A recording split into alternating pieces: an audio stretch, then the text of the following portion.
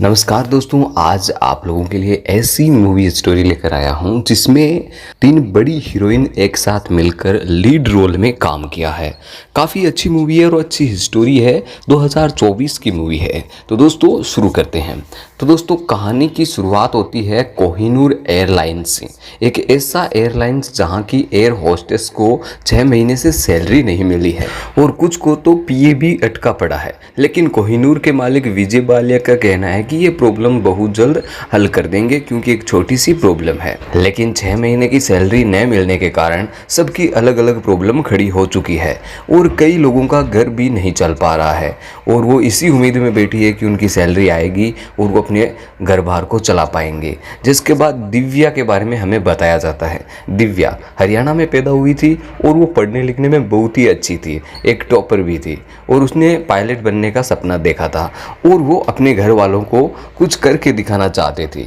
लेकिन पायलट न बन सकी और वो एयर होस्टेस बन गई। लेकिन इसके बारे में उसने कभी भी अपने घर वालों को नहीं बताया था। वो घर पर कैप्टन की ड्रेस पहन कर जाती और कैप्टन की ड्रेस पहनकर आती, लेकिन एयरपोर्ट पहुंचते ही वो एयर होस्टेस बन जाती, जो कि उसका एक बहुत बड़ा झूठ है और ये बात घर पर नहीं बताना चाहती। लेकिन अब उसकी मजबूरी बन चुकी थी कि वो ये काम छोड़ भी नहीं सकती क्योंकि 6 महीने की सैलरी भी अटकी हुई थी। जिसके बाद नाम आता है जस्मीन का। जस्मीन बचपन से ही अमीर बनना चाहती थी। उसके माता पिता हमेशा लड़ा करते थे, इसीलिए जस्मीन जो है वो अपने दादा के साथ रहती। लेकिन दादा के साथ रहने के बावजूद भी वो अमीर तो बनना चाहती थी। स्कूल के दिनों में एग्जाम पेपर को वो भेज देती, उनसे कुछ पैसे मिलते तो वो उससे कमा लेती। जिसके बाद उसने एयर ज्वाइन किया था और यहाँ पर उसे सैलरी नहीं मिलती, जिस वजह से वो बहुत ही प्रॉब्लम है उसको भी, और क्योंकि उसे अभी तक अपने घर का रेंट भी नहीं चुकाया है। जस्मीन अमीर है ये बात सोशल मीडिया पर बताती है, इसलिए वो झूठे दिखावे करती है और ये बताती है कि वो बहुत ही अमीर है, लेकिन ऐसा कुछ भी नहीं है। आगे बात करते हैं गीता की। गीता इन दोनों से बड़ी है और काफ़ी समझदार भी, लेकिन प्रॉब्लम उनके साथ भी है। और गीता एक ऐसा एयर होस्टेस है जिसका पीए अटका हुआ है और अगर वो मिल जाए तो उनकी सारी प्रॉब्लम सॉल्व हो जाएगी। गीता अपने पति के साथ अपने घर में रहती है। उसका पति कपिल शर्मा होता है। कपिल शर्मा कुछ भी नहीं करता। दरअसल उससे पहले वो बहुत अमीर हुआ करता था, फिर उनके जो बंटवारे हुए थे परिवार में तो उनके बाद में उस बंटवारे में उसे कुछ नहीं मिला। कपिल के हिस्से में कुछ आया ही नहीं। गीता ने अपना एक सपना देखा था कि जैसे ही पीए क्लियर हो जाएगा तो वो गोवा में जाकर खुद का रेस्टोरेंट खोलेगी, लेकिन अभी फिलहाल वो अटका पड़ा है। तो तीनों की अपनी अपनी प्रॉब्लम है, इसके बावजूद उन्हें काम करना पड़ता है क्योंकि उनके बहुत बड़ी मजबूरी है, क्योंकि अगर उन्होंने जॉब छोड़ दिया तो उन्हें 6 महीने की सैलरी वो उन्हें नहीं मिल पाएगी, इसलिए काम तो उन्हें करना ही पड़ेगा। इसके क्रू में एक और मेंबर है जिसका नाम है राजवंशी। राजवंशी सभी लोग राजवंशी जी कहकर पुकारते हैं, लेकिन एक दिन अचानक से उनकी तबीयत खराब हो जाती है। ये देखकर वो तीनों ही शॉक्ड रह जाती है और ऐसा लग रहा था कि शायद वो बीमार रहते हैं, इस वजह से उन्हें कुछ हुआ हो। लेकिन उनकी तो जान जा चुकी थी। जगाने की कोशिश करती है वो, लेकिन सारी कोशिशें नाकाम होती है और बाद में पता चलता है कि उनकी शर्ट के बटन खुलते हैं तो अंदर उन्हें बहुत सारा सोना दिखाई देता है और उसे देखकर वो तीनों पूरी तरह से शॉक्ड रह जाती है, क्योंकि राजवंशी जी सोने की स्मगलिंग कर रहे थे, वो भी ऐसी फ्लाइट जहां पर उन्हें अक्सर बीमार कहा करते थे। और जस्मीन यहाँ पर दिव्या और गीता से कहती है कि हमें सोना रख लेना चाहिए, लेकिन ये साफ साफ मना कर देती है गीता। वो कहती है कि हम सोने को बिल्कुल भी नहीं रख सकते। तो जस्मीन कहती है कि अगर हमने सोने को रख लिया तो हमारी सारी प्रॉब्लम हल हो जाएगी। लेकिन दिव्या कहती है अगर हम पकड़े गए तो हमें ना तो सैलरी मिलेगी और जेल की हवा खानी पड़ जाएगी। इसलिए वो लोग ये सारा सोना जो है वो कस्टम ऑफिसर के हवाले कर देते हैं और सब कुछ बता देते हैं।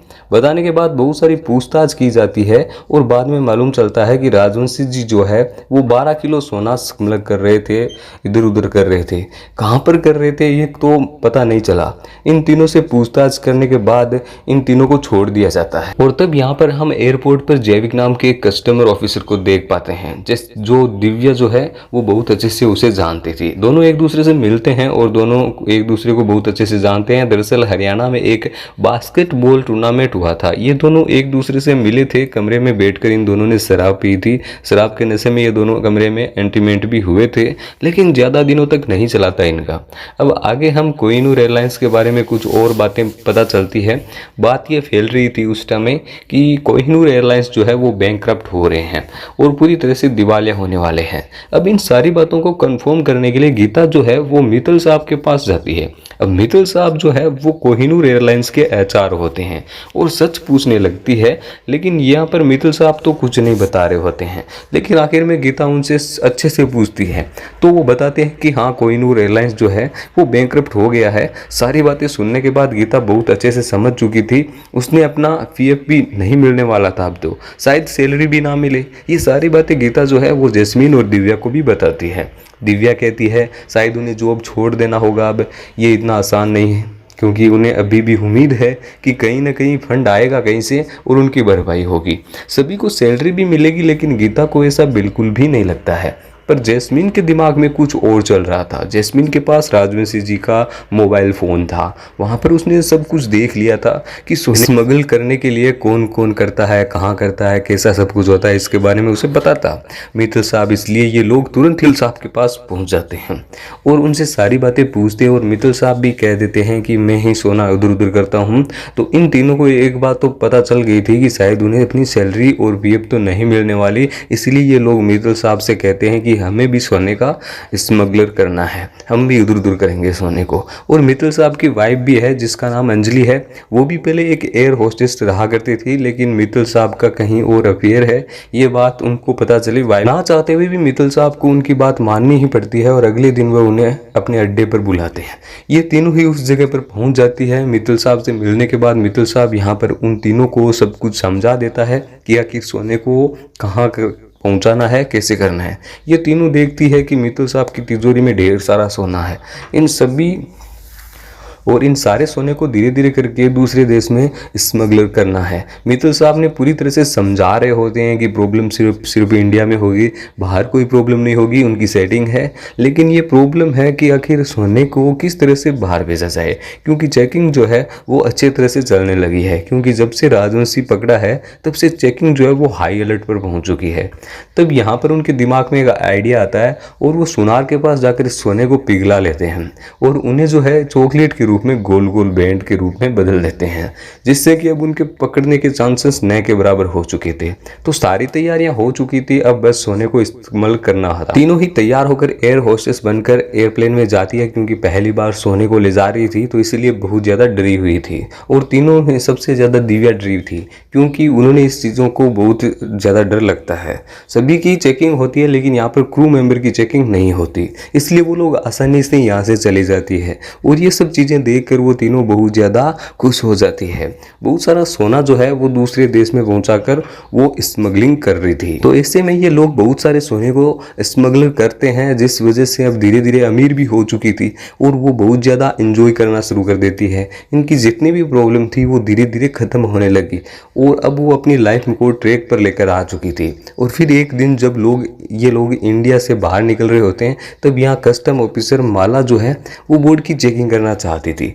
ऐसा पहले तो कभी नहीं हुआ था कि क्रू मेंबर की चेकिंग की जाए, लेकिन पहली बार उनकी चेकिंग होने वाली थी, इसलिए माला उनकी चेकिंग करने लगती है। तो यहाँ पर इनकी अगर चेकिंग हो जाती है तो इनका पकड़ा जाना तय था। लेकिन तभी दिव्या को यहाँ पर जेवी दिखाई देता है।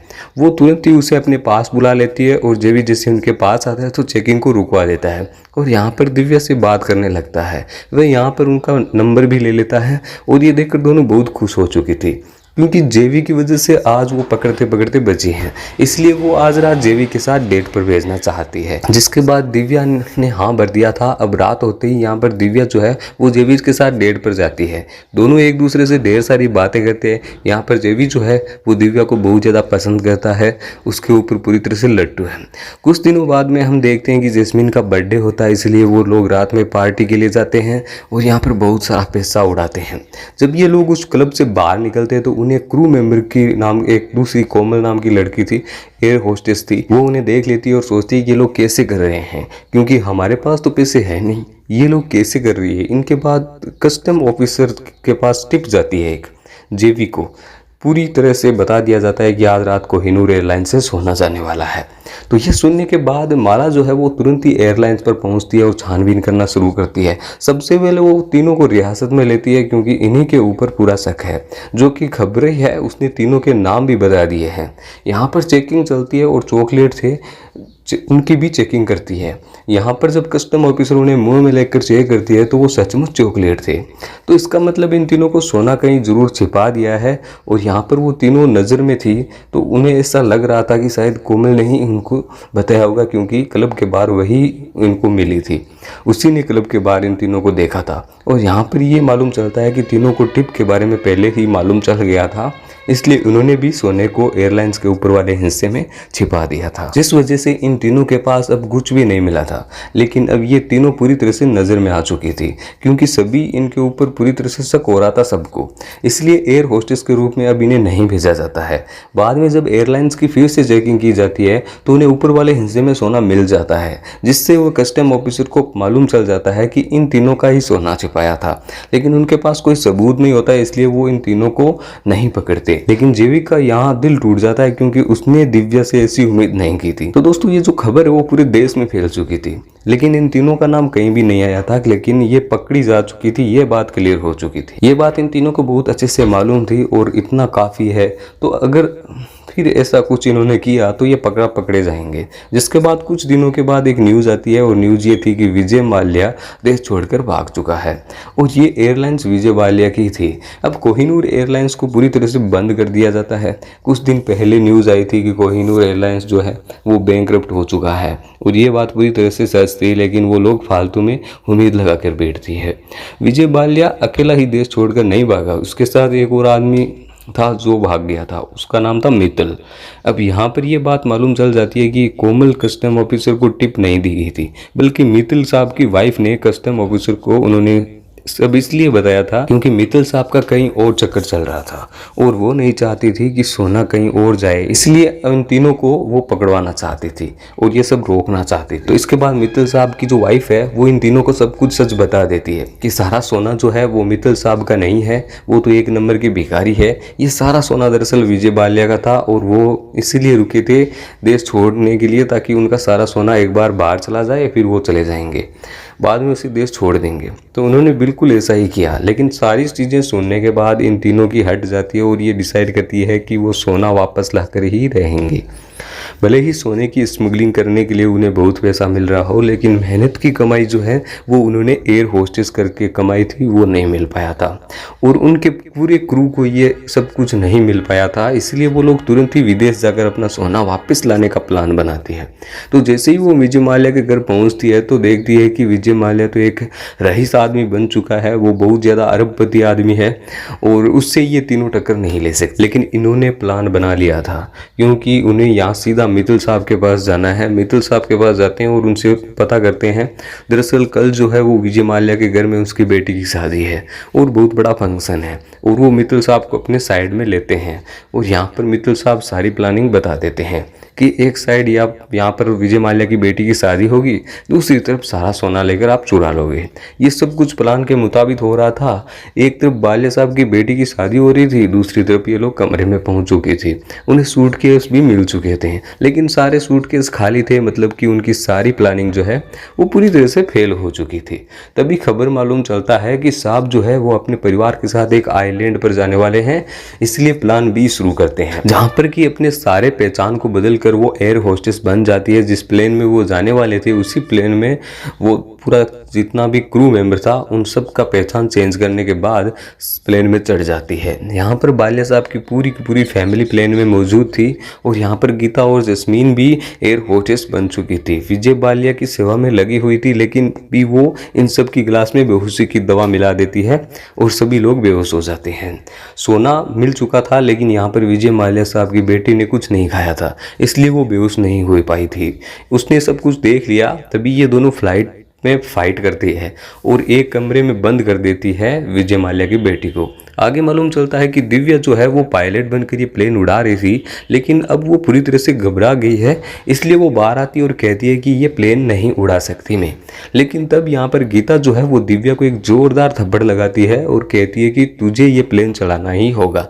इसके बाद वो उस प्लेन को टेक ऑफ करने की पूरी कोशिश करती है और आखिरकार यहाँ पर दिव्या ने उस प्लेन को टेक ऑफ कर लिया था। और यहाँ पर बहुत सारा सोना निकाल कर भाग चुके थे और इन सब में कस्टम ऑफिसर जवी भी उनका साथ दिया था, क्योंकि दिव्या ने उसे सब कुछ बता दिया था तो वो उनके साथ काम करने के लिए मान गया था, सिर्फ और सिर्फ अपने प्यार के लिए। तो दोस्तों फिल्म की सबसे बड़ी खासियत ये है कि फिल्म में 3 बड़ी हीरोइन के साथ दिखती है एक साथ, और जो बहुत ही कम होता है। बाकी दोस्तों कहानी थोड़ा और अच्छा बना सकते थे, बस हीरोइन का ग्लैमर देखने के लिए इस कहानी को आप देख सकते हो। पुरानी हीरोइंस है इसलिए उन्होंने अच्छी एक्टिंग की है, इनके लिए मूवी हम देख सकते हैं। बाकी दोस्तों मूवी एक्सप्लेन वीडियो देखने के लिए चैनल को सब्सक्राइब करें, वीडियो को लाइक करें। Thank you for watching.